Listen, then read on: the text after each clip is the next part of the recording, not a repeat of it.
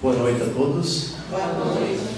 Nós vamos concluir esse encontro, a nossa reflexão sobre o purgatório.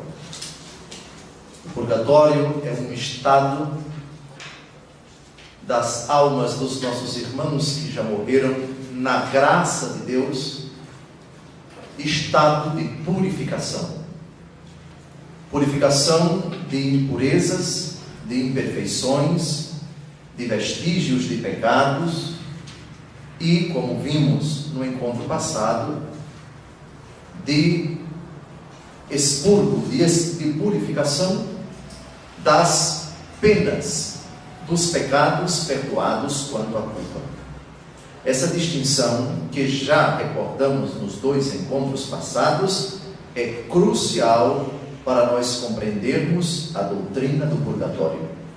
A distinção entre o reato da culpa e o reato da pena. O mal da culpa e o mal da pena. São duas implicações que o nosso pecado traz para a nossa vida.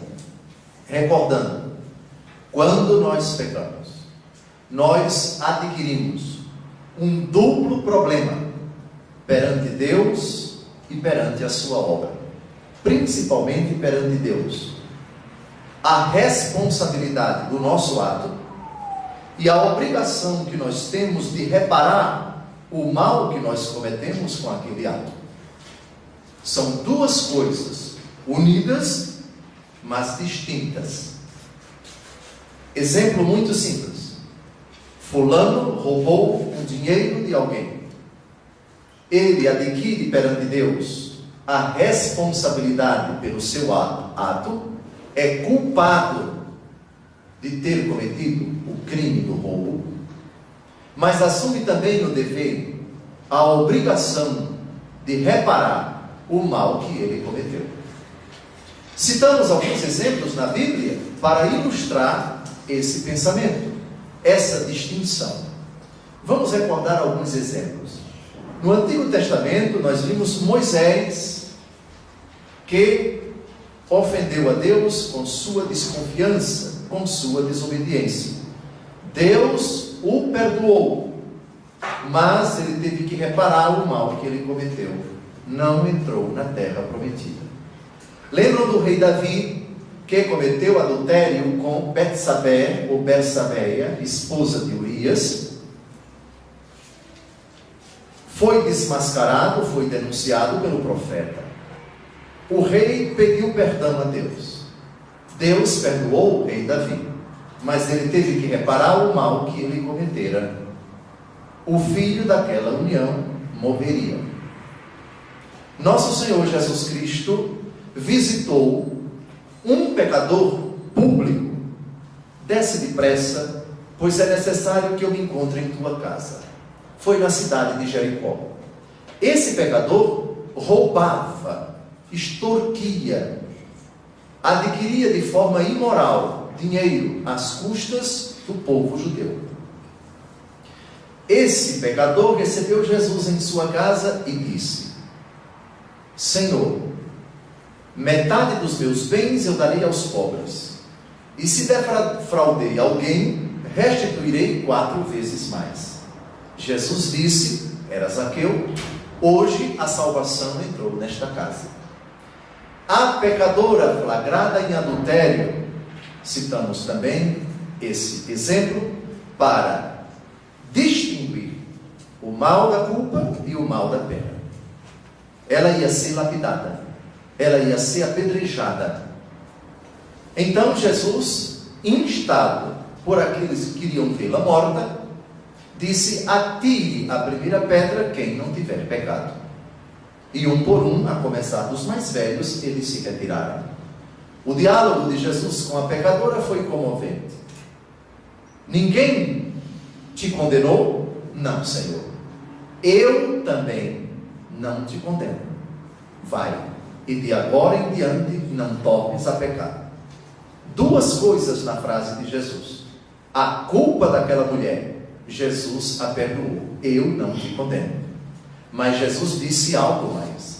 De agora em diante é preciso que você faça alguma coisa para reparar o mal que você cometeu. Que coisa é esta? De agora em diante não tornes a pecar. Então, todo pecado acarreta para o seu autor uma dupla realidade: a culpa por ter cometido o ato e a responsabilidade de reparar esse ato. Perante Deus, quem confessa humildemente o seu pecado, quem sente nojo daquilo que fez, ou pensou, ou falou, ou deixou de fazer, e humilhado, pede perdão ao Senhor, sinceramente arrependido, isto é, com o propósito de não mais pecar, o Senhor perdoa esse pecador. Resolve-se um problema, o da culpa. Feliz aquele em quem Deus não olha mais, que Deus não olha mais como sendo culpado, diz o Salmo 30. Mas outro problema ainda perdura: é a obrigação de reparar o mal que você cometeu. Jesus, já citamos isso, cita no capítulo 5 do Evangelho segundo Mateus, de 23 a 25, essa distinção. Exige, porque o amor é exigente, porque o amor não fere a justiça, porque se ele não exigisse a reparação, ele nem seria amor. A obrigação de reparar o mal cometido. Se estás para trazer a oferta ao altar, e ali te lembrares de que teu irmão tem algo contra ti, deixa a oferta, e vai primeiro reconciliar-te com teu irmão. Eu estou citando quase literalmente, Mateus 5, de 23 a 25. Toma sem demora este caminho, para que não aconteça que ele te entregue ao carrasco, ao juiz, o juiz te entregue ao carrasco, e o carrasco te ponhas em prisão. Em verdade te digo, de lá não sairás, até que tenhas pago o último centavo. Reparem como a misericórdia de Deus é exigente. Ela perdoa o autor do pecado. Portanto, quanto à culpa, ele não é mais tido, não é mais considerado por Deus como culpado, efetivamente foi perdoado, está reconciliado com Deus, portanto é uma nova criatura. Todavia há de reparar o mal que ele cometeu. O amor de Deus e a justiça de Deus exigem que quem violou uma ordem a restaure. O amor de Deus exige que quem praticou o mal reconstrua, reconstitua, deixe em ordem a criação, a obra de Deus que ele violou. E isso é uma necessidade nesta vida. Não sendo possível, e nem sempre é possível reparar nesta vida todo o mal que se comete, seja por falta de tempo mesmo, seja porque as consequências do pecado foram imensas. Eu não estou aqui, por favor, de forma alguma, nem canonizando, nem condenando a pessoa que eu vou citar agora. Por favor. Hitler foi o responsável direto por mais de 40 milhões de mortes, porque ele foi quem iniciou essa que certamente foi uma das maiores, talvez a maior tragédia da humanidade. Esqueçamos ele e imaginemos uma pessoa fictícia que tenha feito o que ele fez, e que na hora da morte, sinceramente, essa pessoa se arrependera. É possível? Respondam. Pelo grande, pelo imenso, pelo incomensurável amor de Deus, que não quer a morte do pecador, mas que ele se converta e viva. Respondam. O pecador responsável por 40 milhões de mortes, ou 50, nunca se saberá ao certo. Se ele pedir perdão, ou se ele tivesse pedido perdão, ou quem nessa situação, antes de morrer, sinceramente arrependido, pedir perdão a Deus, vocês creem que Deus perdoa? Sim. Perdoando, resolve-se um problema. A culpa dele não existe mais perante Deus, porque o sangue de Cristo purifica esse coração arrependido. Aspergi-me e serei puro do pecado, e mais branco do que a neve ficarei. Todavia, outra questão tem que ser colocada. Qual? Reparar. Eu lhes pergunto, está na hora da morte. Como trazer 50 milhões de vidas de volta? Vocês entendem a lógica do purgatório? Da purificação na outra vida? Agora nós vamos ver textos que comprovam Israel pedindo a Deus pelos seus mortos. Israel reconhecendo que eles morreram piedosamente, mas necessitam de nossas orações, para que Deus, as acolhendo, aplique os seus méritos nas almas daqueles que ainda se purificam na outra vida, porque nesta não conseguiram reparar todos os males cometidos ao longo da vida. Vamos ao livro dos Macabeus, o segundo livro, a primeira prova bíblica da oração pelos mortos, da súplica por aqueles que morreram piedosamente. Eu recordo que no passado, no encontro passado, alguém perguntou: e se a alma desta pessoa já está no inferno? Quem está no inferno de lá não sai. Não adianta rezar por ele, já está condenado. E se esta pessoa já está no céu? Não necessita da nossa oração. Quem está no céu, nós é que precisamos das orações deles. Eles de lá também não vão sair. Quem está no inferno não adianta rezar por ele. Quem está no céu não necessita de nossa oração. É lógico, quando pedimos pelo descanso eterno de alguém, presumimos duas coisas. A primeira, que essa pessoa não está no inferno. E presumimos que ainda não está no céu.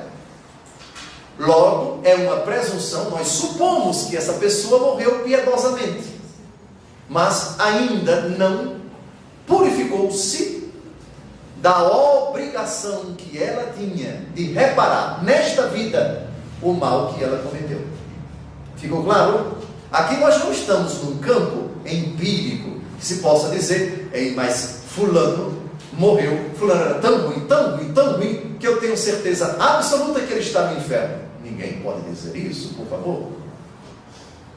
Por outro lado, a não ser que a igreja diga, declarando beato ou declarando santo, aquele servo de Deus que morreu com ares de piedade, com odor de santidade, nós não temos condição de dizer: fulano foi tão santo nesta vida e reparou todos os males que ele cometeu nesta vida, que eu tenho certeza absoluta que ele já está no céu.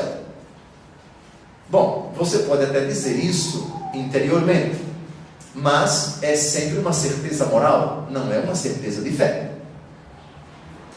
Vocês certamente têm certeza, pelo grau de santidade da tia, do avô, do pai ou da mãe já falecidos, que foram pessoas tão puras, tão piedosas, enfim, que com muita probabilidade morreram em odor de santidade. Tudo bem. Agora, quando alguém diz: Senhor, conceda o descanso eterno a essa pessoa, você está presumindo que ela ainda não está no céu. Porque se você ora por ela, tendo ela já morrido, você não está afirmando categoricamente que ela está no céu. Repito, orar por aquele que faleceu é uma presunção. Não temos certeza se aquela pessoa morreu em pecado mortal, portanto, se isso aconteceu, está no inferno. Nem temos certeza de que ela morreu em tal estado de graça, completamente reconciliada com Deus e sem nenhuma pena a reparar nesta vida, entrou diretamente no céu. Hoje estarás comigo no paraíso, como disse o ladrão, como ouviu o ladrão de nosso Senhor Jesus Cristo. Portanto, repito, se você ora por alguém que talvez esteja no céu, a oração não se perde, porque a comunhão dos santos não permite que você reze apenas por um. Senhor, conceda o descanso eterno à minha avó. E vamos imaginar que a avó já está no céu. A oração não se perdeu. Aquela oração é aplicada a todas as outras pessoas que estão no purgatório. Mas se a avó já está no céu, ela não precisa da nossa oração. E, espero que não, Se a avó, na verdade, está no inferno, não adianta rezar. Como nós não sabemos nem a situação de um suicida, de uma pessoa que objetivamente na hora da morte estava em pecado mortal, presumimos, ao pedir a Deus pelo descanso eterno de A, B ou C, presumimos que essa pessoa morreu na graça de Deus.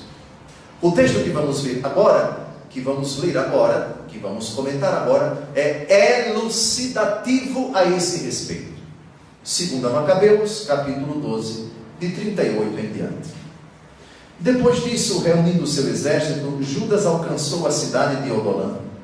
E chegando o 7º dia da semana, purificaram-se segundo o costume e celebraram ali o sábado. No dia seguinte, Judas e seus companheiros foram tirar os corpos dos mortos, como era necessário, para depô-los na sepultura ao lado de seus pais. Ora, sob a túnica de cada um, encontraram objetos consagrados aos ídolos de Jâmnia, proibidos aos judeus pela lei. Todos, pois, reconheceram que fora esta a causa de sua morte. Bendiceram, pois, a mão do justo juiz, o Senhor, que faz aparecer as coisas ocultas, e puseram-se em oração para implorar-lhe o perdão completo do pecado cometido. O nobre Judas falou à multidão, exortando-a a evitar qualquer transgressão, ao ver diante dos olhos o mal que havia sucedido aos que foram mortos por causa dos pecados. Em seguida, organizou uma coleta, enviando a Jerusalém cerca de 10.000 dracmas, para que se oferecesse um sacrifício pelos pecados. Belo e santo modo de agir, decorrente de sua crença na ressurreição. Pois se ele não julgasse que os mortos ressuscitariam, teria sido vão e supérfluo rezar por eles. Mas, se ele acreditava que uma belíssima recompensa aguarda os que morrem piedosamente, era esse um bom e religioso pensamento. Eis porque ele pediu um sacrifício expiatório para que os mortos fossem livres de suas faltas. Eu penso que o texto é bastante claro. Uma frase muito importante é a do versículo 45. Morte piedosa. Aqueles que morrem piedosamente. Piedosamente significa santamente. Morreram santamente. Só que cometeram a fraqueza de guardarem debaixo de suas roupas, vamos chamar de amuletos. Eram supersticiosos.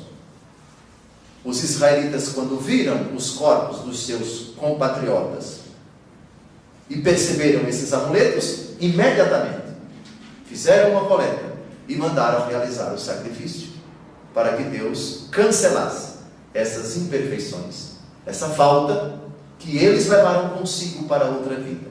Morreram piedosamente, defendendo a pátria, mas com aquela imperfeição. Então eles rezaram, ofereceram sacrifício pelos falecidos. Esse é o primeiro texto.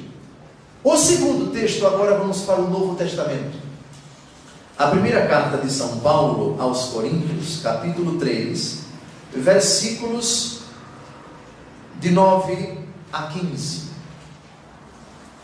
O texto também é de fundamental importância e peço que vocês leiam e acompanhem pela internet também, com um olhar clínico. Nós temos que estar atentos às mínimas palavras dos textos bíblicos. Os textos bíblicos não colocam palavras por acaso. Cada uma tem o seu valor, cada uma tem a sua importância. 1 Coríntios capítulo 3, versículos de 9 a 15. Nós somos operários com Deus, vós, o campo de Deus, o edifício de Deus.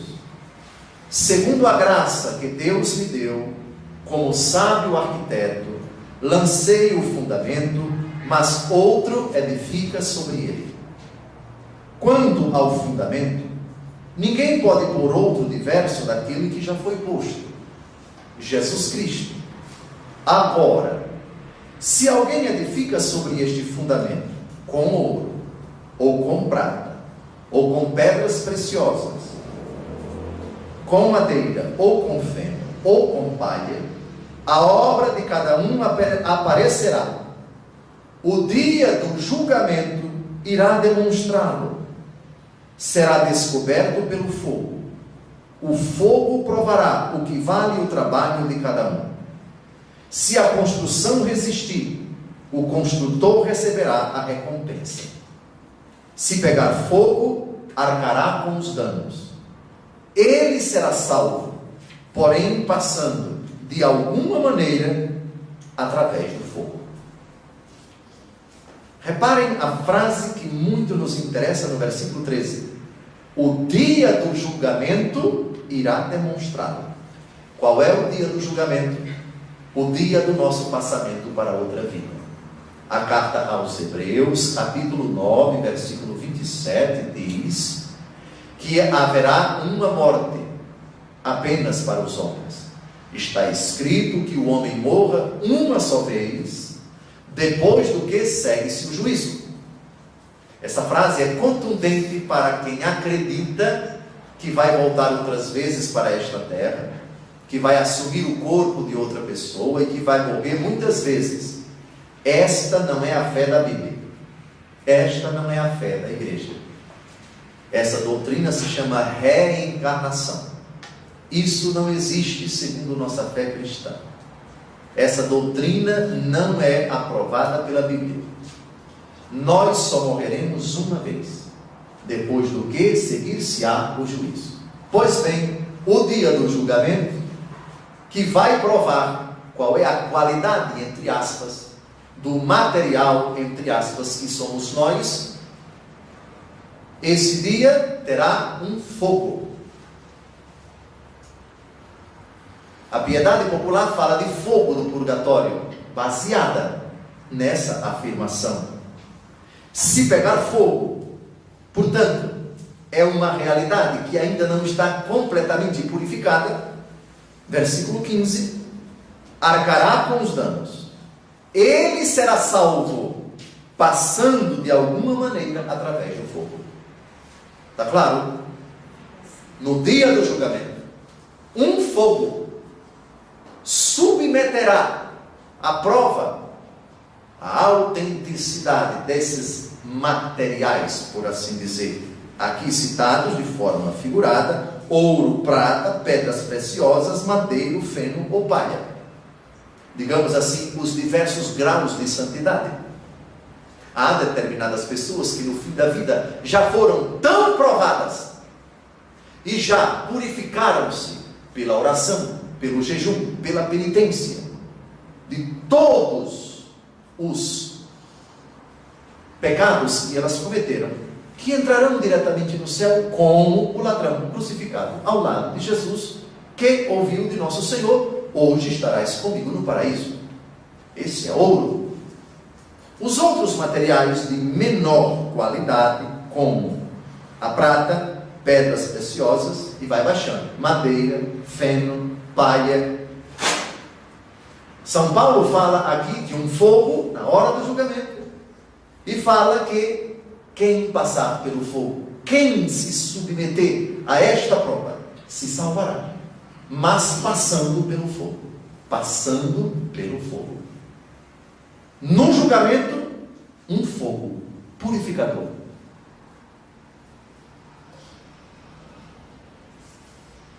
Vejamos agora duas orações pelos mortos no Novo Testamento. Vimos a primeira no segundo livro dos Macabeus. Lembram vocês que no primeiro encontro eu citei as críticas do protestantismo ao dogma do purgatório foram 9. Uma delas é esta: não existe uma única oração pelos mortos na Bíblia. Agora nós vamos ver pelo menos duas no Novo Testamento. A primeira, do livro do Apocalipse, capítulo 14, versículo 13. Apocalipse, capítulo 14, versículo 13. É São João que está falando, foi ele quem escreveu o Apocalipse. Eu ouvi uma voz do céu que dizia: escreve, felizes os mortos que doravante morrem no Senhor. Sim, diz o Espírito, descansem dos seus trabalhos, pois as suas obras os seguem. Vocês repararam no versículo 13, mortos que morrem no Senhor? Essa expressão é muito significativa. Há mortos e mortos. Há quem morre no Senhor e há quem morre em outro, que eu não vou nem dizer o nome. Em outras palavras, há quem morra na graça de Deus, em amizade com Deus. Há quem morra puro e há quem morra impuro. Há quem morra na inimizade com Deus. Felizes os mortos que doravante morrem no Senhor. É uma morte feliz. Existe morte feliz, Dom José? Toda morte é dolorosa. Parece que há determinadas mortes em que a pessoa não sente absolutamente nenhuma dor. Um choque de 1000 volts. Dizem os estudiosos que a intensidade da energia é tão grande que a pessoa nem sente. Morreu sem sentir dor. Também hoje já existem fármacos, tratamentos, não é? Sobretudo quando se trata de coma induzido, em muitas situações, que a pessoa falece, vem a óbito sem sentir dor. De qualquer maneira, morte feliz não é morte boa no sentido da materialidade da morte. A morte é sempre horrível. Mas morte feliz é morrer em amizade com Deus, morrer na graça de Deus, morrer em comunhão com Deus, em Cristo Jesus. Felizes os que morrem no Senhor. Agora vejam bem, e vamos analisar aqui o tempo do verbo que vai ser citado. Sim, diz o Espírito, descansem dos seus trabalhos, pois as suas obras os seguem. Descansem. Se eu estiver enganado, me corrijam, mas parece que isso daqui é futuro do subjuntivo. Sim ou não? É futuro do subjuntivo. É um pedido que eles descansem. É uma realidade que ainda não aconteceu. Não é futuro do pretérito, descansará. Mas futuro do subjuntivo é um outro modo, não é um modo indicativo, é um modo subjuntivo, que eles descansem. É um pedido, é um voto, é um sufrágio, que eles descansem, porque suas obras os acompanham, os seguem. Reparem, morrem no Senhor, perdoados da culpa. Que eles descansem, foram perdoados, mas ainda não repararam os males que eles cometeram nesta vida. Perceberam a distinção? Ora, se São João acreditasse que os mortos que morrem no Senhor, que ainda não repararam os males nesta vida, os males que cometeram, ele simplesmente diria, felizes os mortos que morrem no Senhor, e basta. Mas ele acrescentou que eles descansem. Prestem atenção, isso é língua portuguesa. Que eles descansem. Descansem em paz. Quem diz isso supõe que ainda não descansou a pessoa para quem ele está desejando isso. Desejo a você um feliz ano novo. Quem deseja, está desejando algo futuro. Algo que ainda não aconteceu. No final do ano, alguém diz para outra pessoa: desejo que você tenha um feliz ano. Que você tenha. Descanse. Num velório, ou numa missa de sétimo dia, a tradição da igreja, em cima desse versículo, faz uma oração tão bonita, pequeniníssima, mas muito bela. O descanso eterno dai-me, Senhor, e a luz perpétua o ilumine. Dai-me, Senhor, um descanso eterno, que ele repouse em paz, que ele descanse em paz. Eu já ouvi até protestante dizer isso.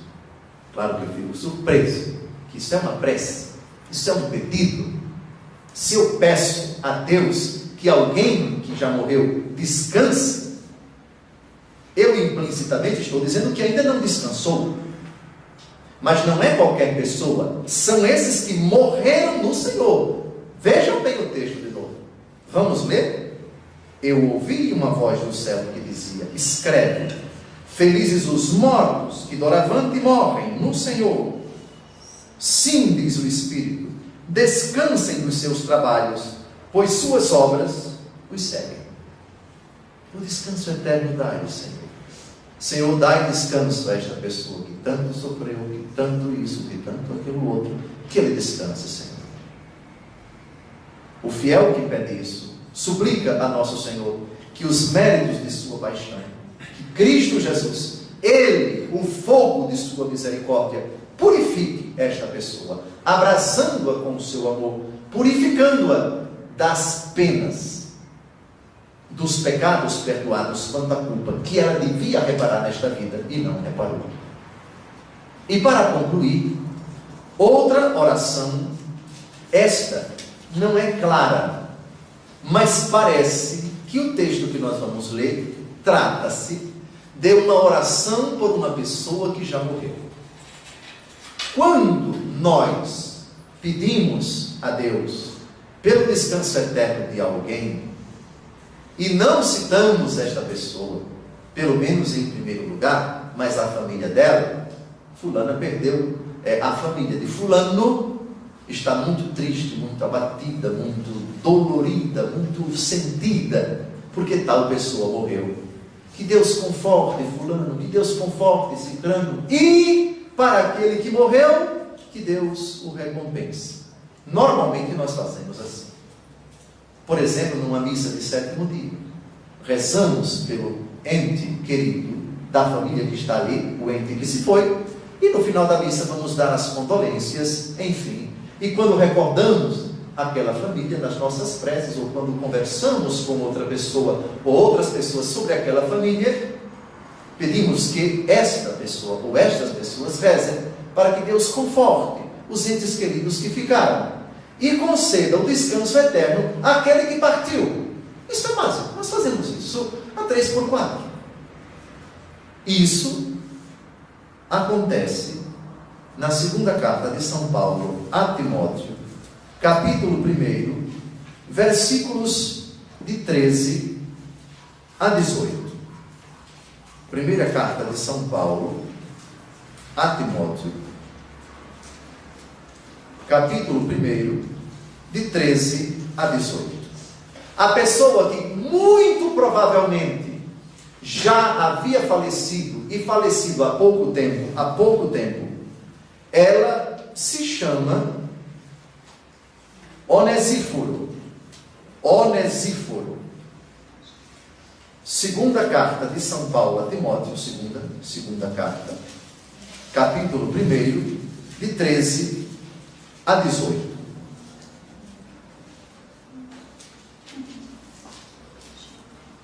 Toma por modelo os ensinamentos salutares que recebeste de mim sobre a fé e o amor a Jesus Cristo. Guarda o precioso depósito pela virtude do Espírito Santo que habita em nós. Sabes que todos os da Ásia se apartaram de mim, entre eles Figelo e Hermógenes.